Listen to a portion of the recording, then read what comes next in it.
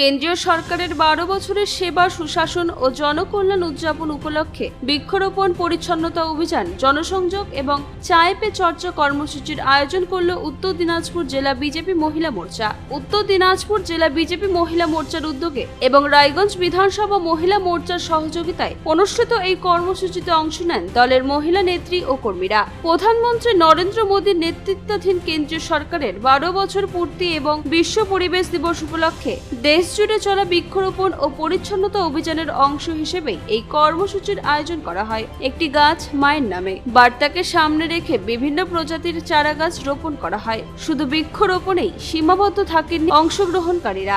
নবরোপিত চারা গাছে জল দেওয়া, পরিচর্যায় দায়িত্ব গ্রহণের পাশাপাশি মন্দির সংলগ্ন এলাকায় জঙ্গল ও আগাছা পরিষ্কারের কাজেও সক্রিয়ভাবে অংশ নেন তারা। হাতে ঝাড়ু নিয়ে পরিচ্ছন্নতা অভিযানে সামিল হন মহিলা মোর্চার সদস্যরা।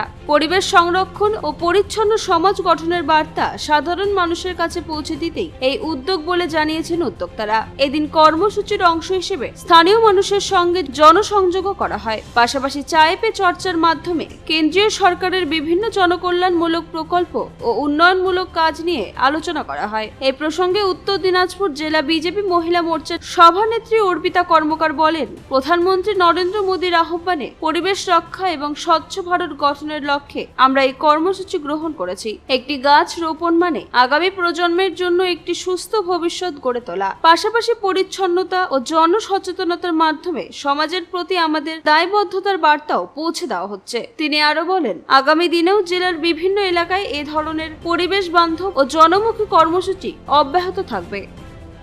আমাদের কার্যক্রম ভারতবর্ষের যশস্বী প্রধানমন্ত্রী 12 বছরের উন্নয়ন এবং বিশ্বাসমূলক এই কাজের জন্য ভারতীয় জনতা পার্টি মহিলা মোর্চার পক্ষ থেকে আজকের এই মন্দির প্রাঙ্গণ স্বচ্ছতা অভিযান এবং বৃক্ষরোপণ কর্মসূচি আমাদের পক্ষ থেকে নেওয়া হয়েছে।